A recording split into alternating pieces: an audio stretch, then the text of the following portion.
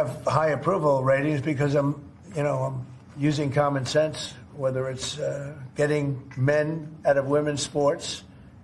I mean, have you seen what goes on with the boxers and with the weightlifters and with the swimmers and everything? It's so ridiculous. And I think it's a 90% issue. And, the amazing thing, the Democrats are still fighting for it. It's crazy. It's crazy. I think we should go to Congress also, have that cemented and, make it indelible. But it's, to me, it's all common sense. Who wants an open border where prisons are dumped into our country, where prisoners are led into our country, many of whom are murderers, many of whom murdered far more than one person, and they're now roaming our country? Who wants that? I mean, this report tells us how to cut waste, cut red tape, streamline the bureaucracy, change procurement rules, change the personnel rules, and create a government that works better and costs less. I've read it, and where it says the president should, the president will. Among the 800 recommendations, eliminating 12% of the federal workforce, merging some government agencies like the FBI, the DEA, and the Bureau of Alcohol, Tobacco, and Firearms, closing hundreds of government offices outside Washington. From the day I took office, one of the commitments that I made to the American people was that we would do a better job here in Washington in rooting out wasteful spending. We thought that it was entirely appropriate for our governments and our agencies to try to root out waste, large and small, in a systematic way. It means cutting some programs that I think are worthy, but we may not be able to afford right now. A lot of the action is in Congress and legislative, but in the meantime, we don't need to wait for Congress in order to do something about wasteful spending that's out there. We haven't seen as much action out of Congress as we'd like, and that's why we launched on our own initiative the campaign to cut waste. And we're going to keep on finding every possible way that we can do that, even if Congress is not acting. There you go. So this video is going to be about how the Republicans can essentially dominate politics for the next 10 years, till 2035. Based on how the current Democratic Party is reacting to Donald Trump, his victories, all the things that you saw from the intro, is I show you what Donald Trump said. Hey, why you have such a high approval rating, Mr. Trump? It's because I ran on common sense. And then you look, my next clip that followed after that one, you saw the 1997, the Democratic Party was essentially saying everything that Donald Trump is doing right now. I was 1 year old when Bill Clinton and them decided to do that stuff. I was 1 year old. 27 years ago, the Democratic Party would have agreed with what Donald Trump is doing. Everything went downhill for the Democratic Party. I wrote it on my board here. Everything went downhill for the Democratic Party after Obama's first term. As you saw, 2011 Obama, he talked about how he wanted to, hey, we want this stuff, right? The ideal. But they were thinking practically, hey, we can't really do this stuff.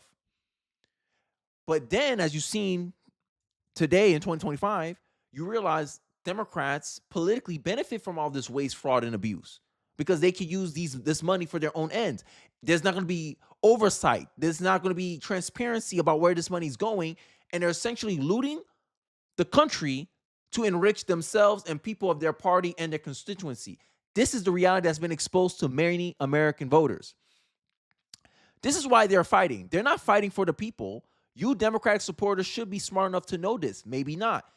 And even if Democratic voters don't want to admit this truth, this reality of where they face politically, independents like myself, people more in the middle, people more in the center, the Democratic Party doesn't, it's exposing them. Because people in the center will say, hey, both parties have good ideas and both parties have bad ideas.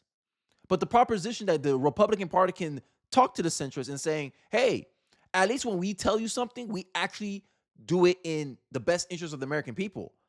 But what about what about the Democrats? When the Democrats offer solutions, it's in the only interest of themselves. How is that a good solution? Oh, we should do something about the immigration problem. We should streamline our immigration process. Sure, but is the way that the Democrats are currently going about it is actually beneficial to the American people? In New York City, downtown New York, 75% of crime was committed by illegal immigrants. Yet they don't want to do anything about it. In fact, when ICE is trying to do something about these criminal illegals, New York City actively works against them to stop it from happening. Do you agree with that, centrist? There's a 60% chance the centrists will say, no, he don't agree with that. So how can you rationalize giving Democrats any power? You can't. And this is why it's messing them up for the next 10 years. Because they ran on this fake moral superiority that they project into the masses, and the masses took their word for it. Okay, their hearts is misguided. Their heart's in the right place, but maybe they're just misguided. No. Their heart was in their own interest. Let's take a 17-second clip of Maxine Waters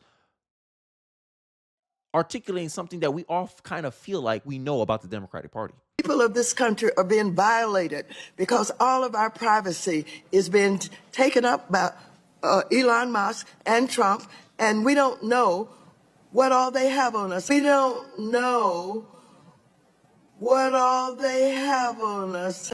People of this country are being... And that right there speaks volumes about the Democratic Party.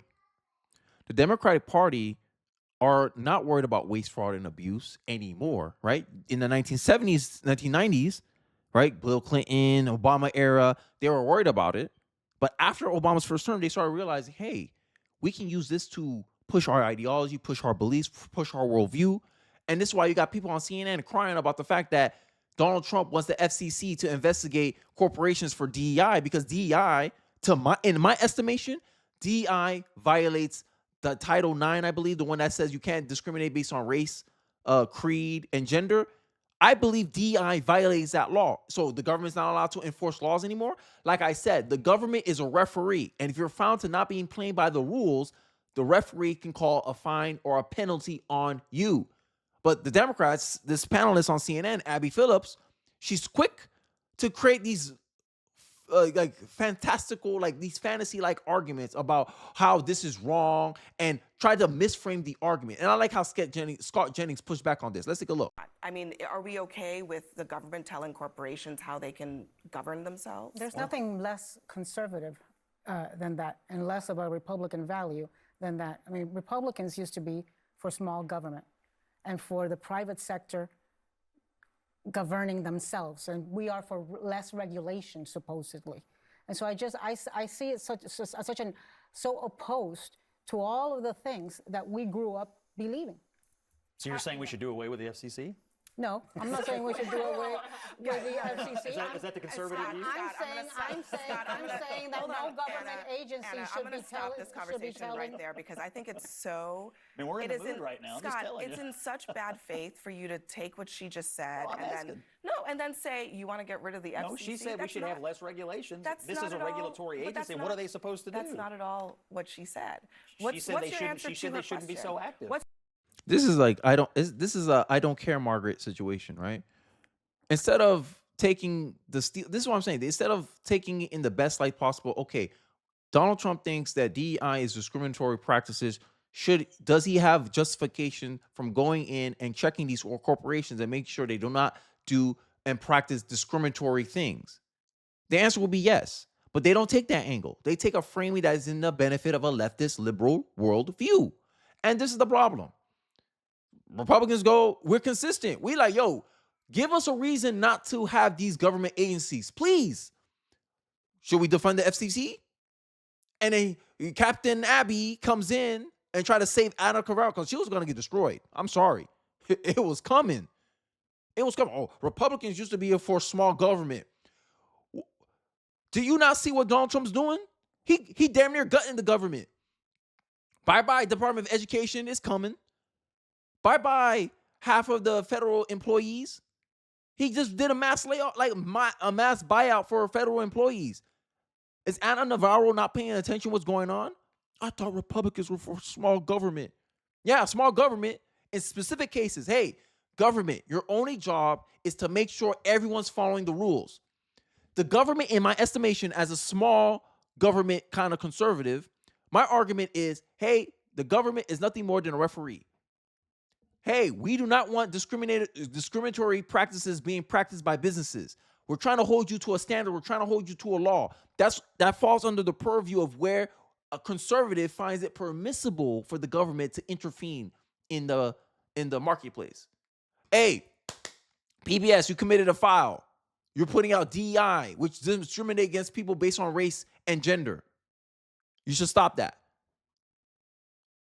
Liberals, oh my God, should government be controlling what corporations do in the private market?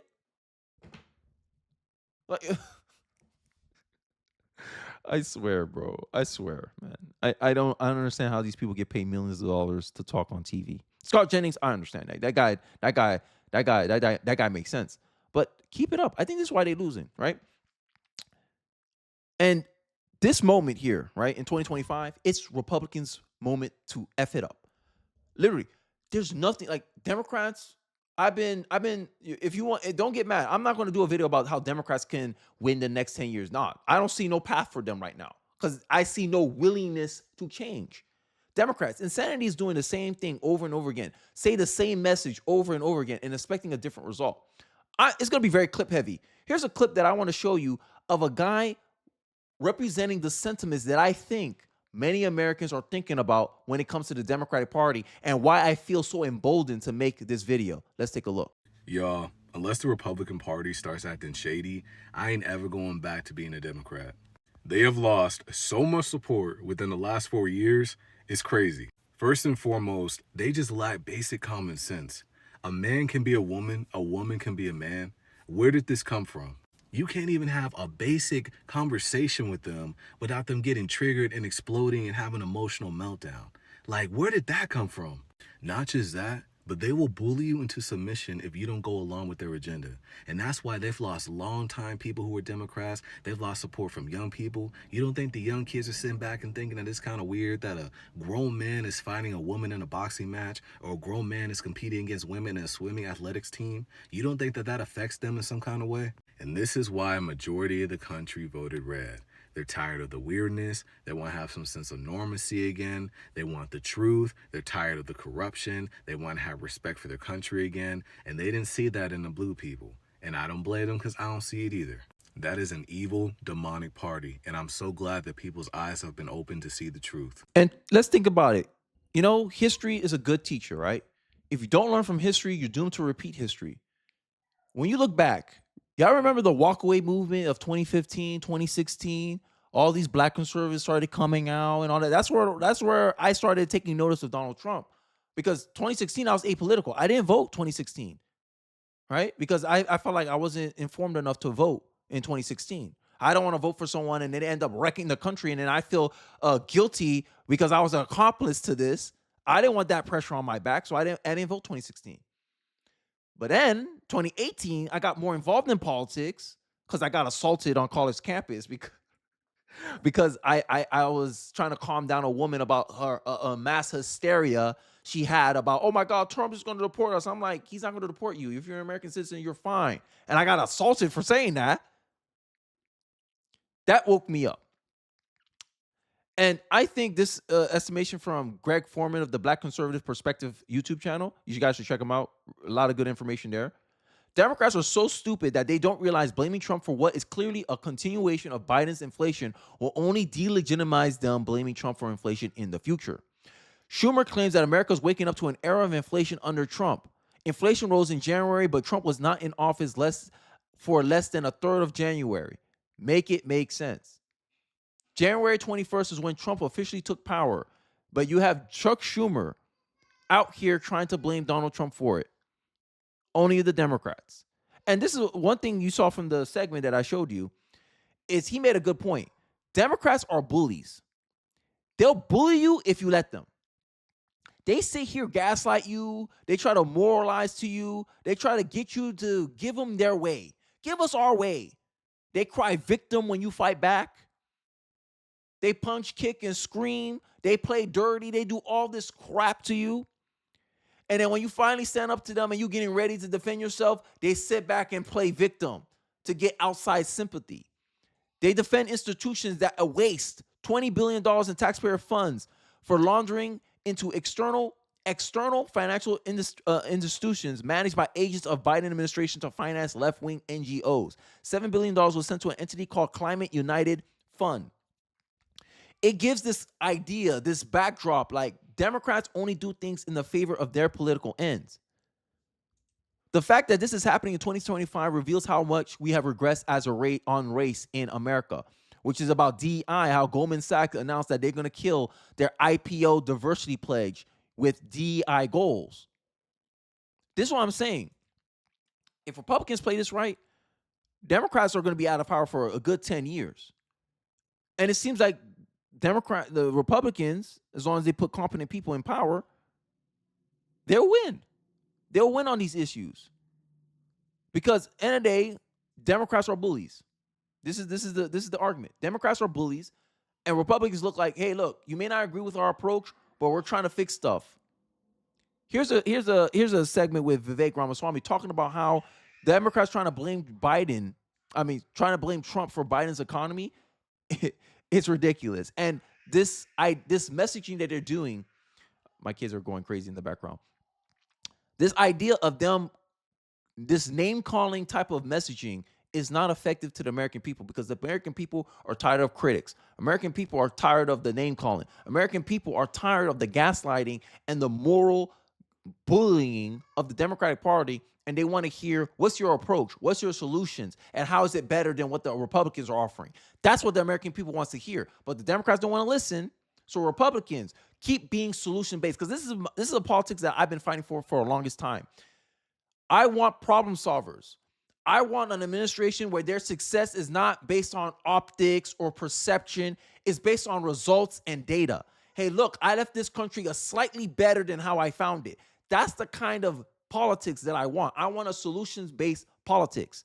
And the Democrats, none of their messaging, none of their solutions, none of their approach follows that vision that I have for America. And this is why, in my estimation, at least for the next 10 years, there's no way in hell anyone can justify to me voting Democrat. But I digress. Let's hear this segment from Vivek Ramaswamy. I think it is the best they can do right now. What I'm rooting for, Laura, is a Democratic Party that actually has a vision of some sort. It may not be a vision that you and I agree with, but go back to talking about how do you address economic inequality or other substantive issues. That would at least be better for the country, even if we disagree with their solutions, rather than resorting to the standard fascist autocrat name-calling.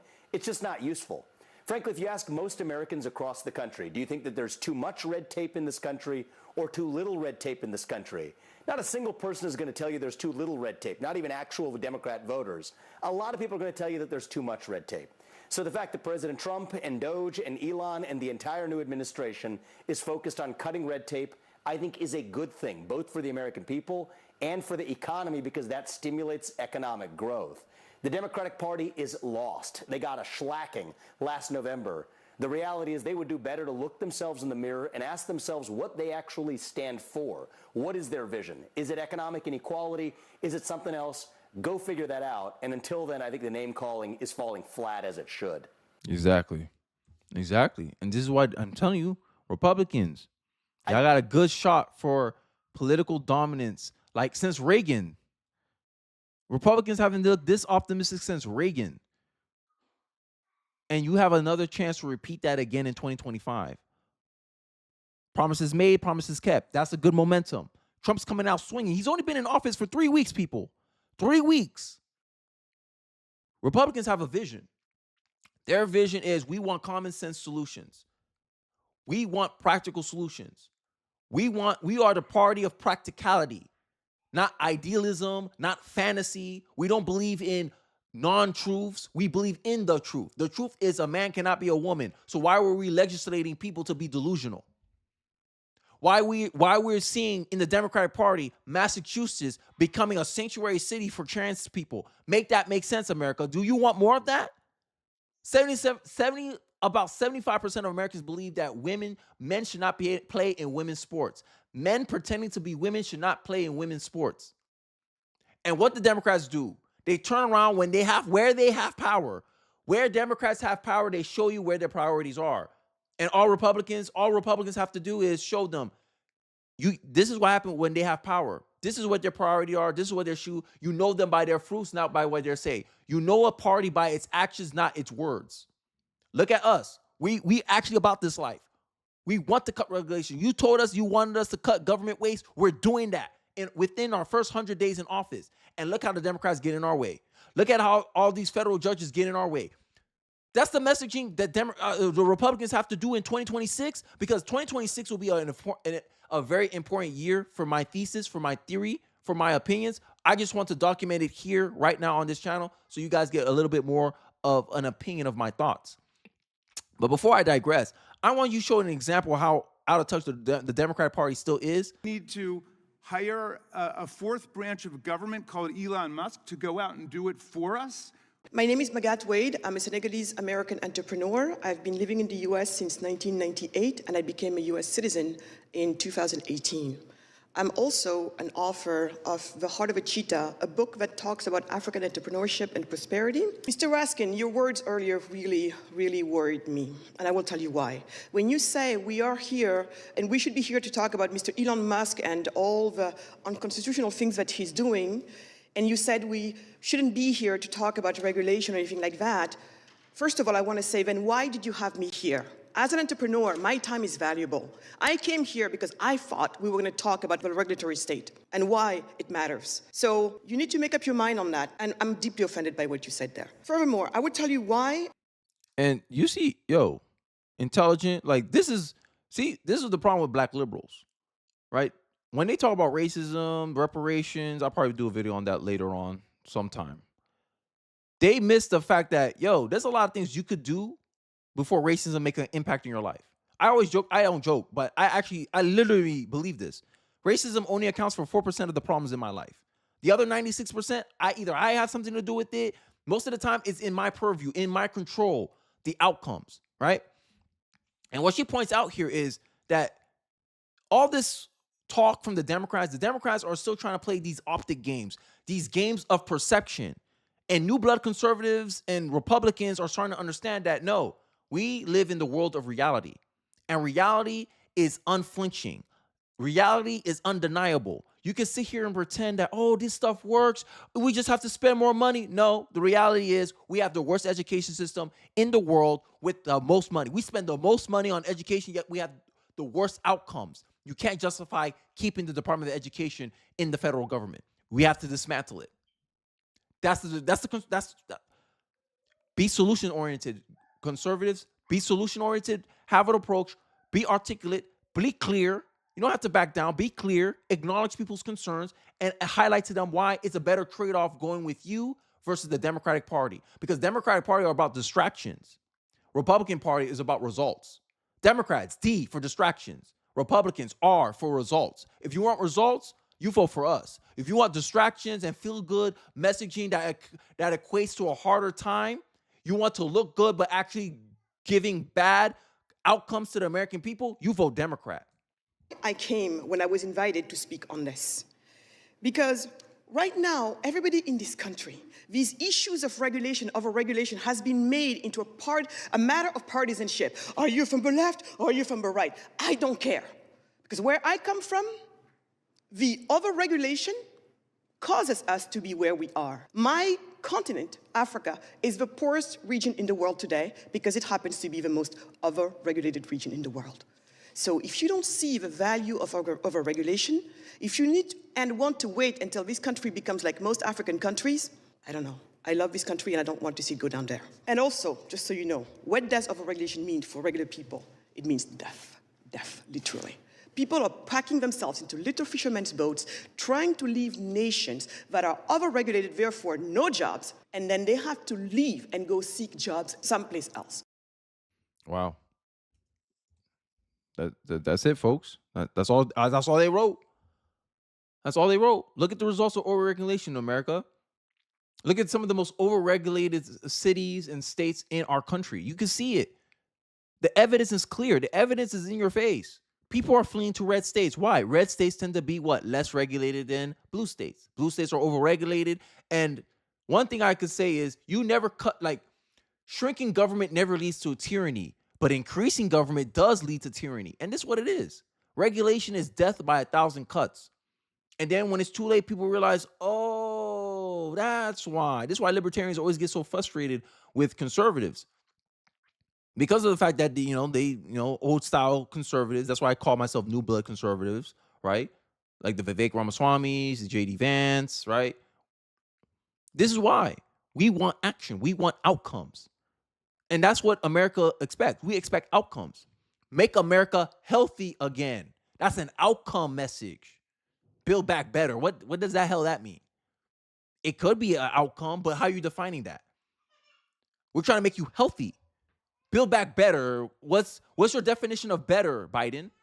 And this is the jargon word slogans that many people are tired of from the Democratic Party. But I digress. My kids are going crazy in the background. I got to see what they're doing. But I hope you guys understand my point. I hope you guys get an idea of where I think politics will go in the next 10 years. Let me know your thoughts in the comment section where you think politics will go in the next 10 years. And I'd like to hear your thoughts in the comment section below. Don't forget to like, comment, subscribe. Share this video if you feel so inclined. Hopefully it'll spark an interesting conversation about the future of our politics. And I'll catch you guys on the next one.